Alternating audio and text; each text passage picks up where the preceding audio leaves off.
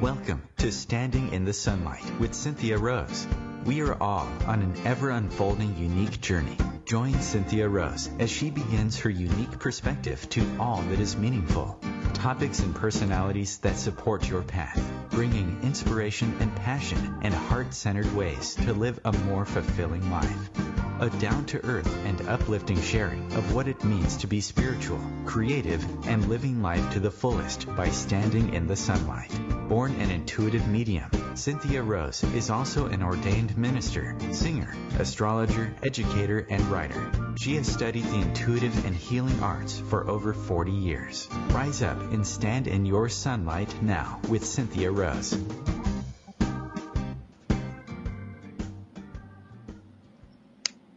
Hello, good morning, good afternoon, good evening, good night, wherever you are in the world. I am so happy you're joining me today, July 4th, 2018. I'm Cynthia Rose, your host of Standing in the Sunlight. I'm really happy to be here with you. Today is July 4th, Independence Day, if you're in the USA. A day when forefathers came together to make an agreement to work together. Another kind of belonging or feeling connected, if you will. And today backyards will be barbecuing and festivities will be happening all over the place. And I want to talk today about the importance of feeling happy and belonging and ponder some thoughts. What could it be that we could go deeper into this? You have something you want to share with me, you can call in at area code 1-202-570-7057. Brendan is in the Cynthia Rose Medium group on Facebook. You could just ask to join and you'll be in that group. He'll let you in. You can also find me on Facebook, Seeking of Connections, Facebook or YouTube under Cynthia Rose Medium. So I'm so happy to be here and talk about this, something I feel passionate about. It's all important that we feel connected, happy. This can be trying times for people. And I'm talking about finding a level of peace that works for you. I'm not talking about drinking the Kool-Aid and feeling like you're ignoring what's going on. I want to make that really clear. It's important to be here and see and know what's going on, and can we really bring that happiness deeper into ourselves? And for that, it's important to find your tribe. By that I mean people that identify and support the path you're on. I in no way mean that everyone should think the way you do. Tribe's an interesting word because at one level, we're all one tribe. We are the global tribe. But then as humans, we break down into countries, country tribe. We have areas of the countries which we may identify with, and then it gets more personal. We could have a work tribe, sports tribe, a gender tribe, our family tribe, friend tribe, so on and so on. And not to mention nowadays, social media tribe, another way of being connected.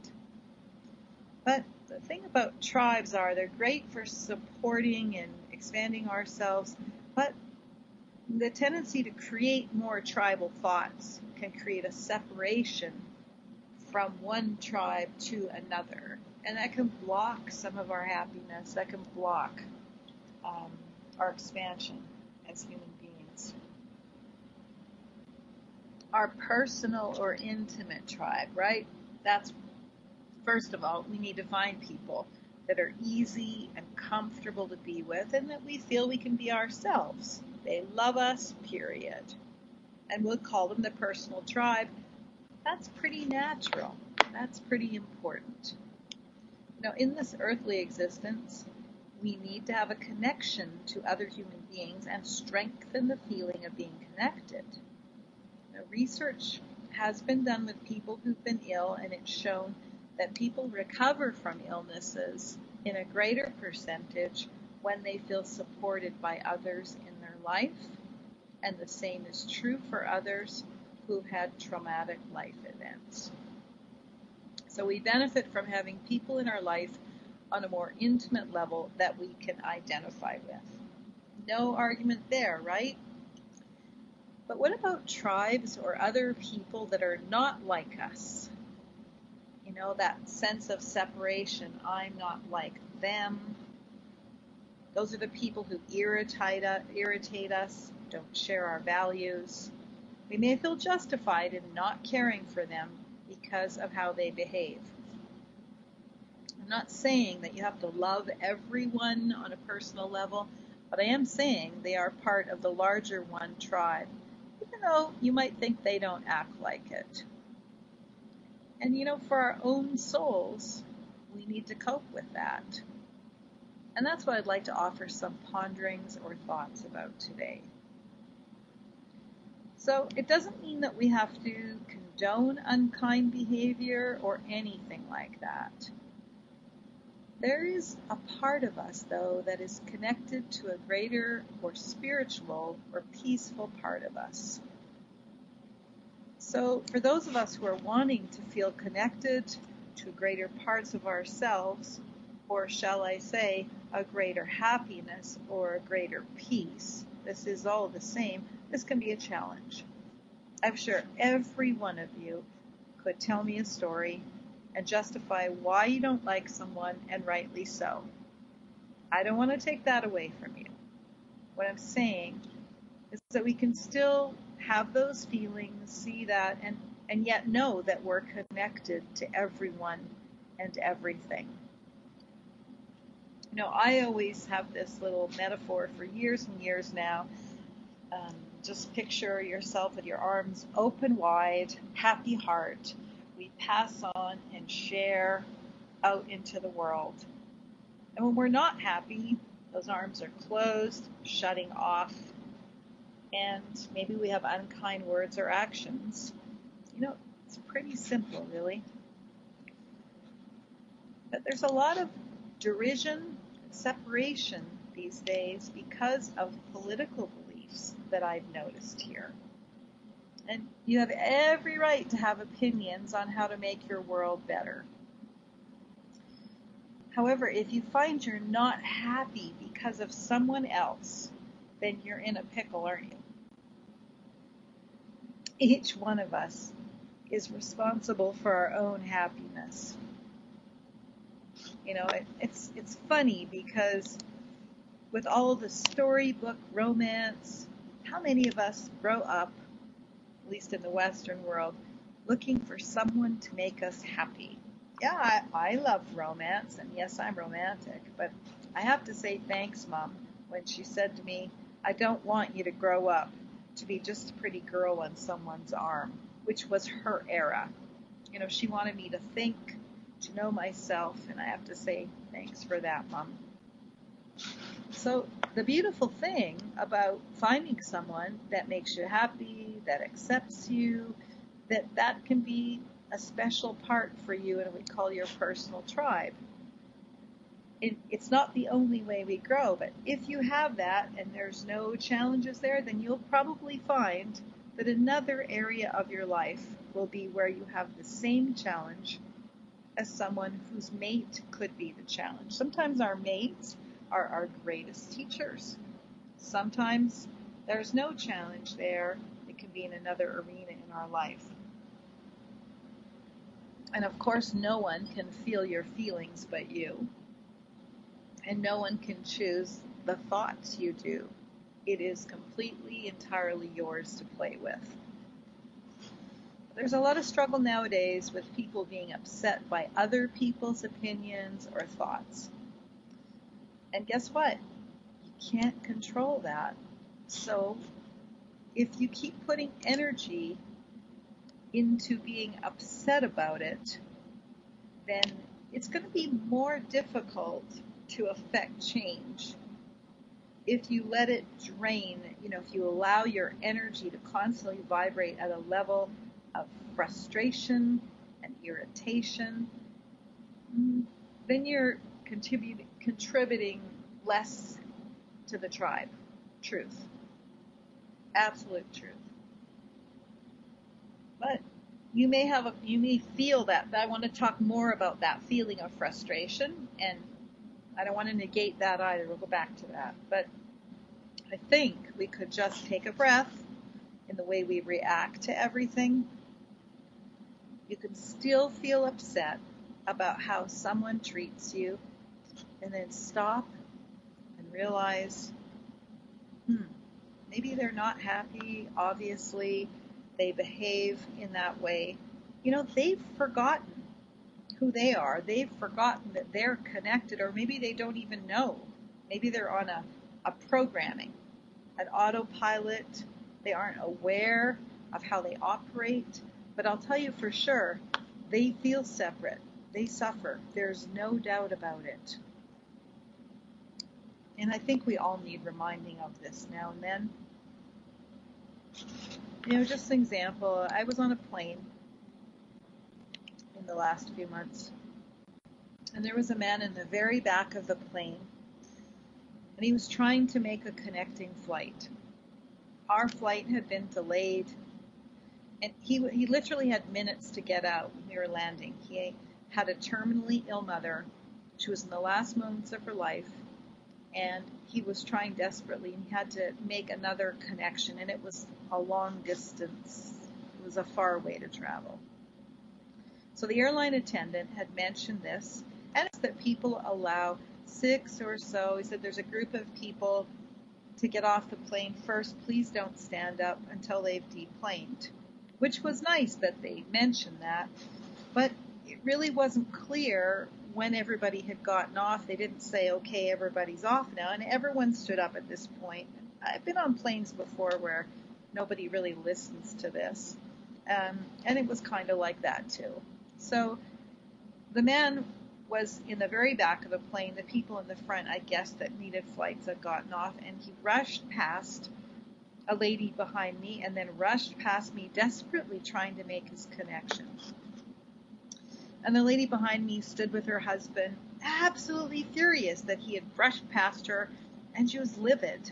I reminded her of his flight connection. She said indignantly, well, he didn't have to be so pushy. It was quite clear she wanted to stay angry. Maybe she didn't feel comfortable about her anger or needed to emphasize it. I don't know. I'm not trying to figure that out. But as others tried to relax her, it wasn't working. I said to somebody else that was looking at me, I said, I'm not giving my peace of mind away. Don't sweat the small stuff. I didn't say that. I was just saying, I'm not going to let it upset me.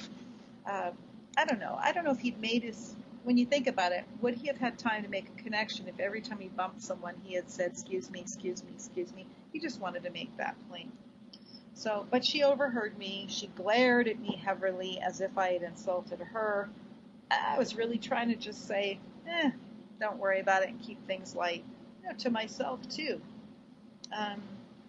So it got me thinking, the level of stress that we cause ourselves over these little unimportant things. And if you've never experienced a greater peace of mind, then perhaps you don't know just how valuable it is. And if you have, you want it. You want it like I love 85% dark chocolate. It's chocolate for the soul, really. If you know what I'm talking about, then you know you want more of it. It's a relaxant and healing additive for the body. And when we're unwell and we consciously cause our thoughts to stress, then we're stressing our body because our body, mind, spirit are one. And I can't talk about it without separating, but they really aren't separate. So in my experience, I'm not saying she shouldn't have felt upset. And we need to honor what we're feeling, but we don't need to throw some yeast on it and let it grow and fester. I mean, really, it just caused her a whole bunch of stress. And I'm not judging her either. I'm just using an example of what it reminded me of. And I remind myself of this all the time. If I'm in a situation, I go, well, okay, is it really going to serve me to get upset about this? So, from walking my own walk, I can say I've been there for sure. But really, from the work I do as a medium, I remind myself to live every day as my last, and yet I plan for tomorrow just like anybody else. But really, none of us knows how many days we have on the planet, and we really can make a choice to love to a greater degree, to live from a more joyous place, and to get the best out of life. Well, and that usually starts with the self and then outward. It's every personality is different. There's two kinds of people. Some people go inward and question about what's going on with them, and some people lash out and learn by outer. Two different ways of learning. But, if you love yourself but really don't like other people, then perhaps you may be having a spiritual crisis. And that is going to interfere with getting to the place of being happier and feeling connected. So I know that we will go to a break. We'll talk more about focusing on that, and we'll just touch on that before we go to the break. We need people to be unlike us in order to move, to grow, to not become stagnant. Because what if everyone in our life was exactly the same, eh? Keep the easy tribe?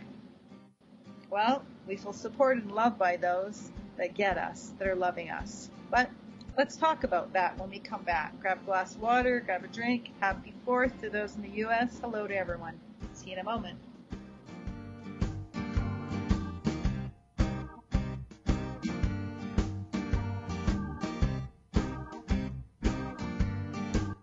Your conscious lifestyle on steroids. OMTimes Radio. IOM FM. OMTimes magazine is one of the leading online content providers of positivity, wellness, and personal empowerment. A philanthropic organization, their net proceeds are funneled to support worldwide charity initiatives via Humanity Healing International.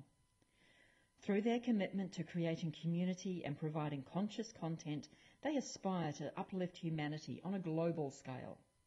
Connect at omtimes.com. OMTimes, creating a more conscious lifestyle. Hello, I'm Sandy Sedgbeer, host of OMTimes Magazine's flagship radio show, What is Going On? My passion is sifting through information, research, and innovations from new thought teachers, speakers, and researchers pushing back the boundaries of what we know about life, energy, metaphysics, and the universe. I love shifting perceptions about who we are, why we're here, and how quickly impossible becomes normal when we open our minds, expand our awareness, and accept that the only limits that exist are those we place upon ourselves. So if you're the kind of forward-thinking, eager investigator of what lies beyond the current reality that most perceive, why not make a date to come play with me in the field of possibilities at 4 p.m. Pacific Time, 7 p.m.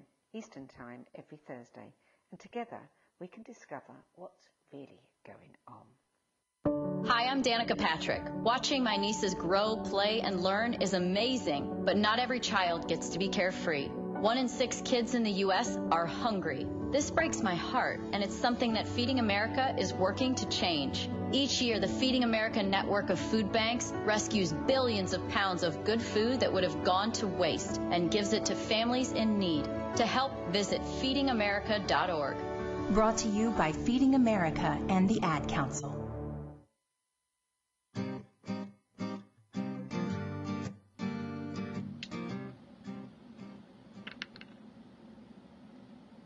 All right, so we're back. We're talking today about feeling connected, feeling happy, the importance of that, and really some of the things that can thwart us or make it difficult. Challenging world out there for many today. And I want to say, life isn't really about just being comfortable, although it seems that this is what we're always being sold. This is marketing. This should be easy, this should be comfortable, no effort. But I will say life is about being joyful. And you can get so comfortable that you could just sit. Just imagine being completely comfortable, that at some point you're either going to get bored or uncomfortable. And those uncomfortable feelings are so valuable too. And I said I'd get back to this. So, just some thoughts I'm offering on that today, that, I don't know, our awareness of discomfort or maybe feeling disconnected, it helps us decide what we need to do to get more connected.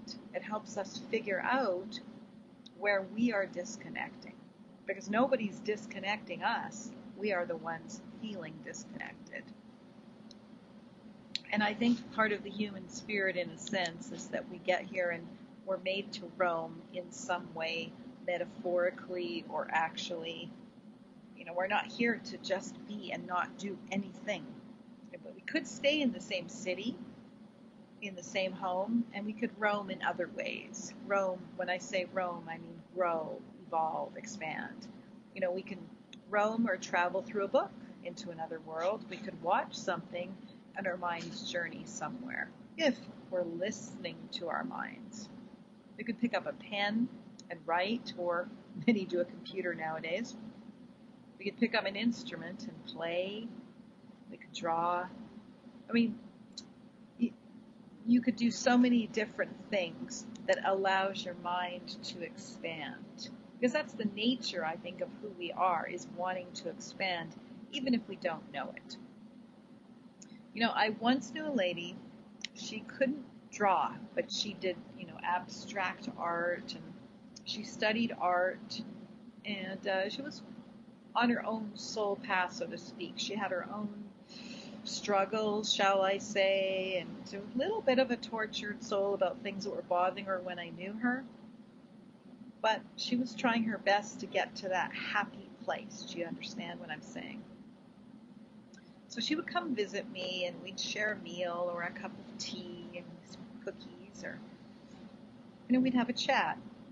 But then at some point, she started to draw, and she'd share her thoughts while she did. So it was wonderful to watch. And right before my eyes, I was watching her dig inside of herself and express herself. Now, she was used to only doing this in private, in her home. Nobody ever saw her. And so for her to sit and draw, even in this relaxed situation, what might seem relaxed, for her, that was a challenge. She was expressing her feelings on paper while talking to me. And that was a big thing for her.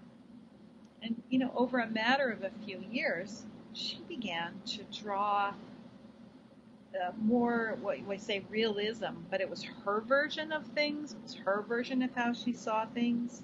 So she went from being a complete abstract artist to her view of the world through art.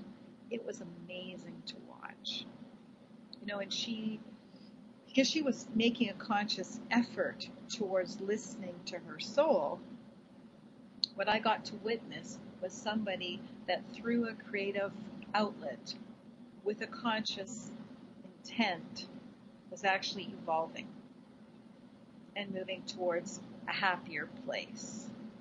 Because that feeling of connection was important to her, and that wanting to be happy was important to her.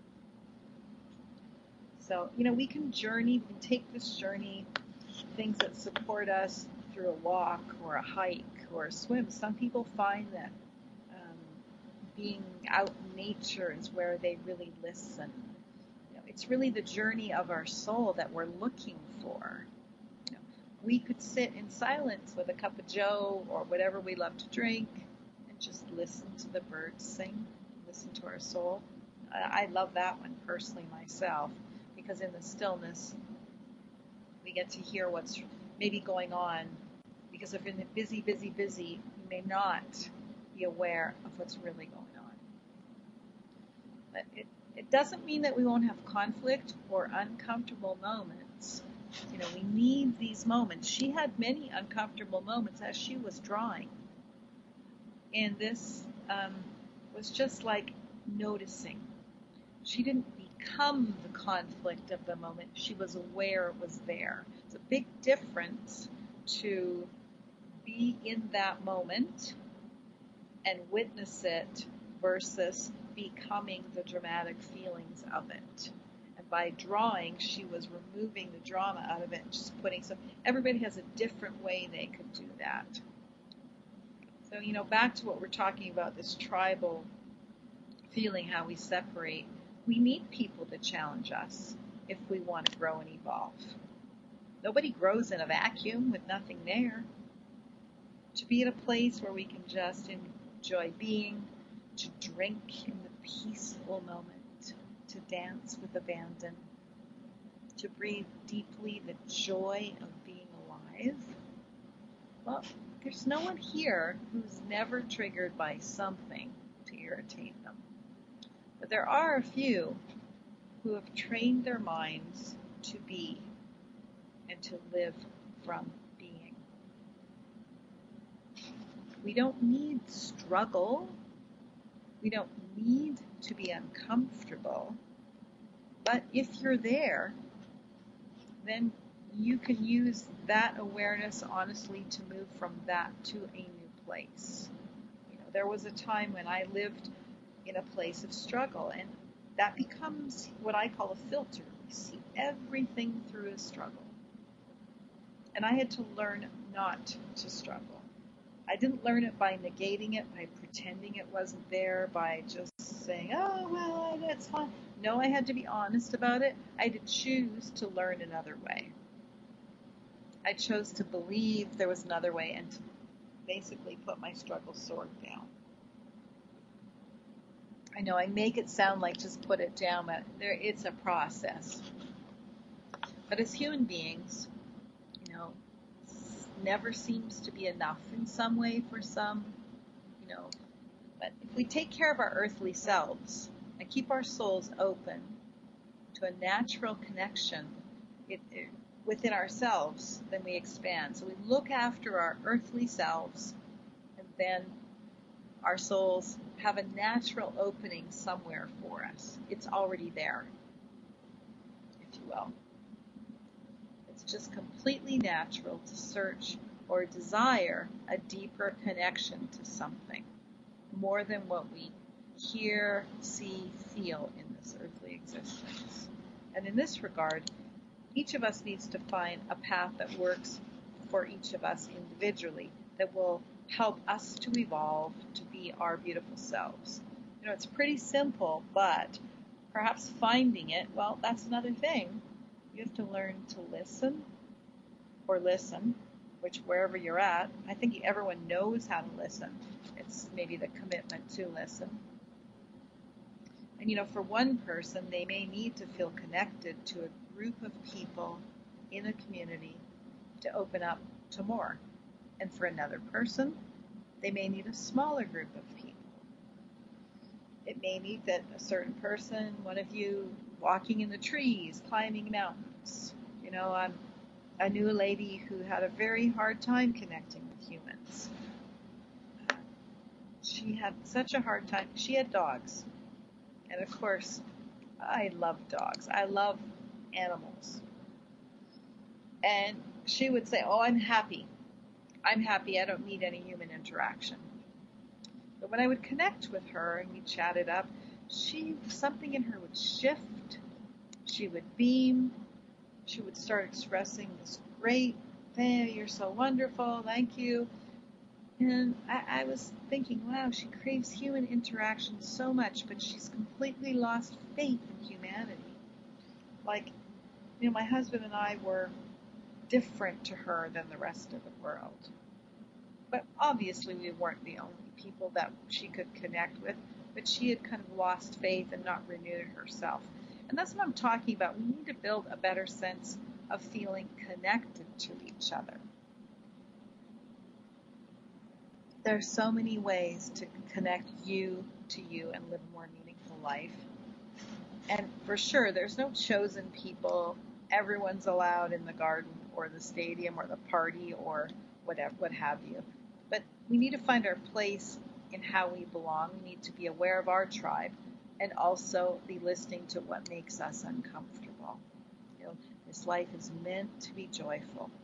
We're meant to feel that inspirational feeling in a way that's meaningful for us. So, I'm thinking back. I can remember an old lady who was a friend of my mom's. She was blind. She was not born blind. I believe she went blind. She owned what was possibly one of the first successful mail order companies in Canada. Her husband had died many years before, and I think it was the first successful one. She lived alone. She was a peaceful, joyful woman. I loved being in her presence. I don't know, special. I was very, very young, and I'm one of these people that can remember back very young. I remember her bringing me a tablecloth. She came to visit my mom, and she brought me this tablecloth that she sold in her mail order. And I could color it, and then wipe it off again, and color it again. Oh, I loved it so much. And if you had something like that, then you'd remember it. It was these wonderful sort of plastic tablecloth, but it had all these things you could color. And so there was this set up interaction between us with expressing oneself in some way. But what I really loved was the beautiful polished rocks she would give me. She'd bring me a rock. She said, someday you will come and visit me, and I'll show you my rocks. And I was intrigued. And of course, I would go on I was one of those kids that would fill my pockets with rocks to the point that all my coats had holes in their pockets. They never looked like hers, but I loved rocks. So we went to visit her, and she would let me feel some of her rocks. And she'd say, what do you think of this one? Do you think it's smooth enough yet? Or something like that. And she was feeling her way through life. She went through life with eyes that operated differently. She would describe things visually, but she didn't see, but I don't know, she may have been able to hold things really close to her eye and get a sense of it. But she'd ask me, what color is this one? And I don't know how she kept them separate.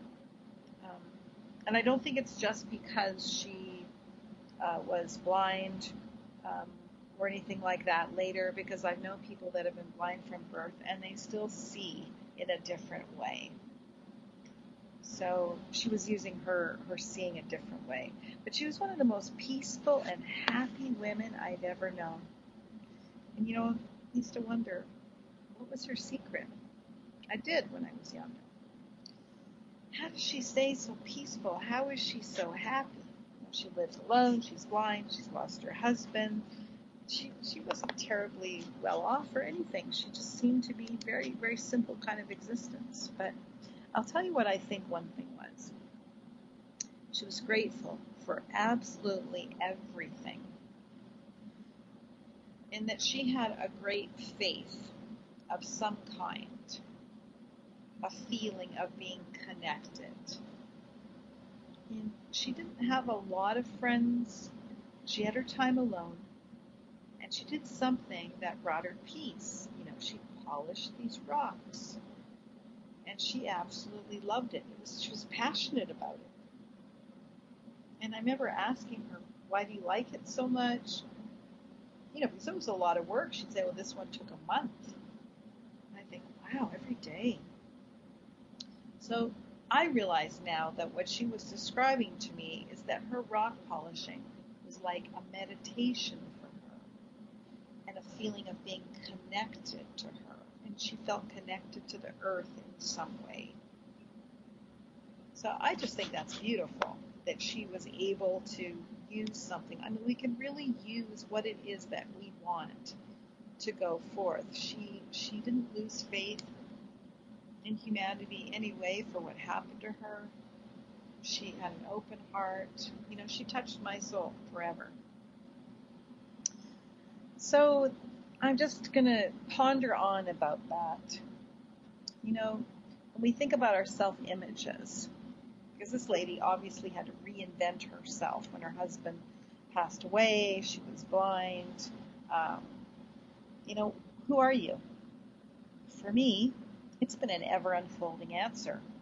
You know, who I am today is not who I was 40 years ago or 30 or 20 or even a year ago. But we so easily cling to a self-image that our conscious minds want to just get comfortable. There's something in the human nature about, okay, I'm like this now. And it's even a rite of passage, you know, when you think about teenagers struggling so hard to be original and unique, and in that they want to wear the same clothing or brands. That's it right there, right? We want to be ourselves, to belong. We live in challenging times, and how do we really feel like we belong when there's so much out there reminding us of people or actions that we don't want to belong to? You know, it's true, there's a lot of ugly parts of humanity, and if you're stuck on part of that, you know, maybe part of that is a calling for you to do something about it. You know, a lot of people have done great things because their souls spoke to them about it, and they moved forward on something. And I really believe that some of us can choose to be warriors for a better world in different ways. You know, we have a calling to do something special. So when we come back, we talk about and reflect on some ways to entertain more on that. Thank you so much for being with me, and I look forward to coming back in just a couple of minutes.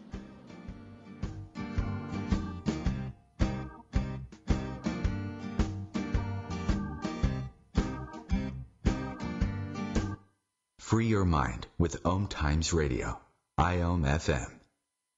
Ascending Hearts is no ordinary dating site, but a spiritual dating site with a purpose, to link you with your soulmate.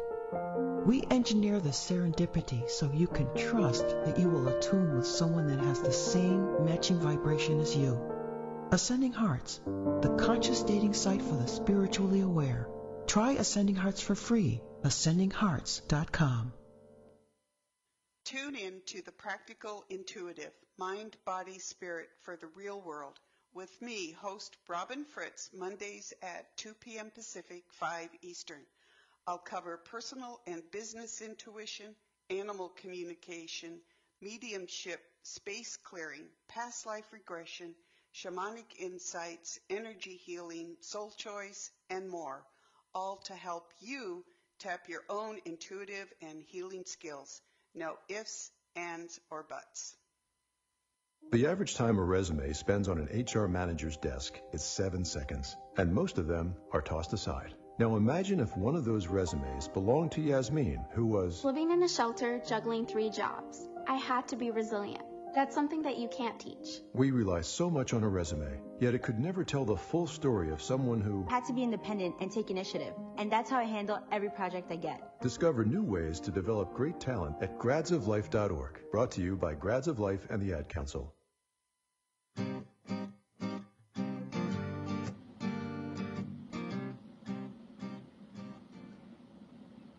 All right, we're back for the last segment, talking about this full world out here.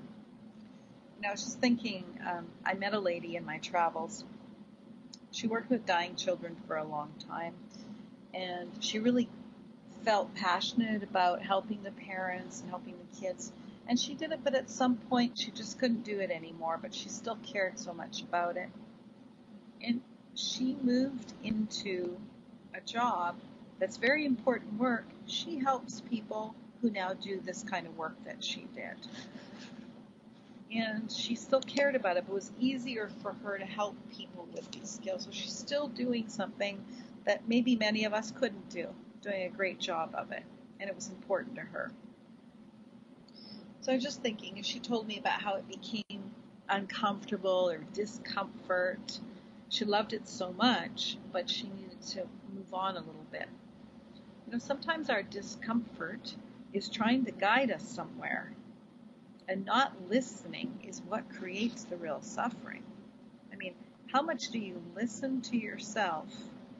How much do you criticize yourself or others? It's not helpful, is it? Why do we criticize ourselves? And if you're one of those people that does do that, why do you do that? Is that a way that you think you keep yourself in line? Or do you feel the rest of the world is a problem? Because I just want to say those two things are the same issue. If we criticize ourselves or if we're busy criticizing others. And that right there can be the reason we're not happy. It's an amazing, wondrous, and beautiful world out there too. I grew up extremely empathic and sensitive to everything, so I get it. I felt everything. My mother would be shocked at the things that would pop out of my mouth, like, how do you know that? I turned to my father at 2 and said, I'm with you, Daddy. You're not alone. I don't actually remember this, but he told me the story and recounted that I knew everything that was going on with him. And he's wondering, how did I know? But he said I was like so strong and resilient about it. I just felt so much. If you're an empath who struggles with this, I'm speaking to you. If you're wanting to be more happy, I'm speaking to you. If you're irritated by life, I'm speaking to you. If you just want to be happier, I'm speaking to you. Just want to feel more connected, I'm speaking to you. When I had my dark night of the soul, as I call it, I made a decision. I can either focus on what's awful and let it destroy my soul, or I can focus on being the best I can be and live and make a difference in my own happiness, hoping that there would be a ripple effect out into the world. Because I know with absolute certainty that we're all connected. And sometimes that just simply begins with stop picking on yourself. Yes, hear the thoughts, be aware of them, and then direct them into the garbage and replace them with I love myself, I forgive myself, that's a habit, I don't need it. It's just amazing how many of us could use more love out here. How critical we are of ourselves and others. It's huge.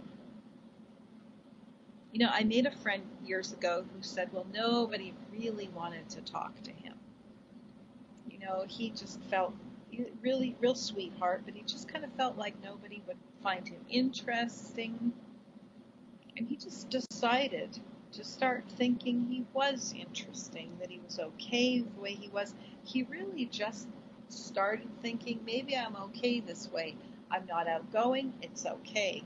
I don't have to be the life of the party. It's okay. He just started accepting that the way he was. And guess what? He made new friends, new program, and he started to feel a sense of connection. He just really got out of his own way. If you're still hating someone that you once loved, then you're the one suffering. If you really loved that person, why wouldn't you just want them to be happy? Love does not judge. Love does not measure, but human minds do. If you're still upset, are you blaming yourself for being vulnerable? Because that's a gift if you have vulnerability. And if you have it, then hold it and nurture it and protect it. I'm not saying let people do anything wrong to you. I'm saying nurture that vulnerability. There is a strength in that. And remember, being here takes bravery when you really think about it. We come here, we're set up with challenges, and we must then step into our lives and go forth. And some of us do that pretty good. Some of us struggle. Sometimes things may be good, but sometimes all of a sudden we find we need to possibly redesign, redirect, or simply even renew our path because now it's missing something. And if it's missing something, then, that's that. Sometimes it's unspoken, but it's that need to feel more connected, but we don't have words for it. There's people who love their job, love what they did, but feel like, I need something more. And that is a really big thing right there. If you feel like you need something more, that's that part of you that's trying to find that sense of connection, saying, I need to reach out. And that's where our sense of ourselves, are we limiting ourselves in how we perceive our personality and who we are? Because it's just human nature to say, I do this, I don't do that, I like this, I don't like that, and then the mind grabs onto, oh, that's me. And then maybe we change and evolve, and then the mind says, oh, that's me. But really, we could do that 10 times. That would just be an expression of you that would not be you. Who you are is ever evolving. There's levels or dimensions of yourself that you may not be aware of. And that is what could be calling to you. And that kind of brings up for me the thought that, we need to find meaning where it is applicable for us. And I know I've always found meaning wherever I am. And I think that's like what I call another key in the lock of mining for our own gold. I've approached everything that's happened to me in my life as a challenge, a test. It doesn't really mean I believe I'm being tested, though. It's a way of training the mind to focus and say, okay, what's this about now? Let's keep the doors open on this. Let's look at this and not limit what I can see. If you speak to people who've gone through massively hard times and are happy, you will find they've mined for their own gold. Sometimes the darkest of times is where we find our greatest strength. And that, sometimes that can be what people call they've done maybe shadow work, the ways that we judge others, the way that we point the finger at others. That is probably something like, well, let's just see. I really like being honest. I believe in being honest. That's important to me. So when I was growing up, if somebody wasn't honest, it really bothered me. That's the part of myself, like I can't allow myself to be dishonest. That's really, there's a box there. Well, I can still choose to be an honest person and to be ethical. But the judgment about saying I need to be that way, that's the part that then all of a sudden separates me. Everybody has their own lessons, their own reasons for everything that they do. And that's a whole other radio show or conversation. But, I confess, I have to say that we just had Canada Day on July 1st. Today is July 4th. 2 developed countries having a celebration of coming together and uniting in their own way. Another way of connection. And I have heard the differences of these 2 countries when it really comes to Canada or US. It has nothing to do with whether you can be happy. Now try being born where it's not easy to just go buy some food, earn some money, get to a doctor if you need it, receive schooling. Well, then those earthly challenges are more stressful and harder work. And yet, Mother Teresa said she never found the happiest people in the richest of places, but rather the poorest. Kind of makes you think, eh? Also, they've done studies about people's earnings, and every tax bracket, they wanted to earn another 15 to 25%. So although the earthly life is easier, is not the core reason for happiness in general. Of course, having our basic needs met is really important to move forward with our souls. And that's what I'm talking about. What do you need to be happy? You need to feel connected and loved and able to be you. Okay, of course, if you want to be more happy, I want to say lean into the hardened, judgmental thoughts that creates a separation between you and your fellow human being, and listen to those. Don't become those. Don't react, but listen. Judgment is good for deciding whether to cross the street when there's a bunch of cars. But judging yourself constantly or judging others constantly, it's going to keep you unhappy and stressed out. So, if you're doing that, judge, I say love, but maybe you need to say, why is it so important? What is that going on? Mind that. Find out, how's this holding on to this going to make my life better? Because maybe that's a part of you saying, I need to make a difference in this. I don't want to see people going hungry, so we create a food project for people. These are how change happens. Be you, because nobody else can. So, no one can be you. I think taking stock of yourself regularly is beautiful as long as it's not a judgmental, harsh way. Be aware of yourself and your thoughts. It's a wonderful way to grow. You have some baggage you need to let go of, because that might be it. It's a dance. The dance is to be yourself fully and let others be themselves. You don't need anyone's permission to be different. Be you, the beautiful you that you came to be. Walk in love and kindness. And I say, as long as you're not causing pain and suffering, then sail on. Don't take it so seriously. And if you're having a bad day and you're not happy, well, be honest, but remember to look at the beauty of life too. Don't take it so seriously. If you're an intense personality like me, then you need to have an outlet to direct that. For me, I'm very passionate about what I do, but I have to have a personal outlet to stay balanced. I play music. I love to sing. I garden. And I could say I'm still as intense energetically, but it's more joyful. It's directed. It's not heavy. And I can't say enough about being grateful.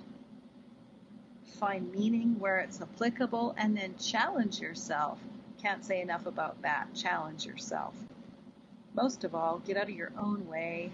Stop criticizing yourself. And don't let fear dominate you, because you are love. And when we're in fear, we're in a sense of separation. And maybe try jotting down, just plain, what would life be with if I wasn't afraid of this, or if I wasn't afraid of that? I'm going to leave you with a song that inspired this radio show. It's called Standing in the Sunlight. Thank you so much for joining me. Remember, things will never make you happy. Enjoy your playground and love yourself. I choose the open road, trusting what I cannot see. Destination unknown, breathing in this love inside. It keeps me in the flow. I wake in love with life, so alive I just know I'm standing in the sweet sunlight.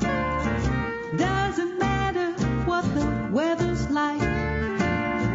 Golden rays are now crystallized in my heart, liquefied.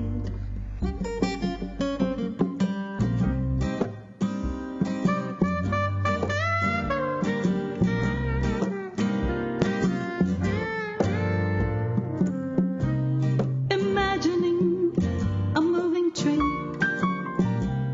is more than what you see. Feel it, see it, make it real again.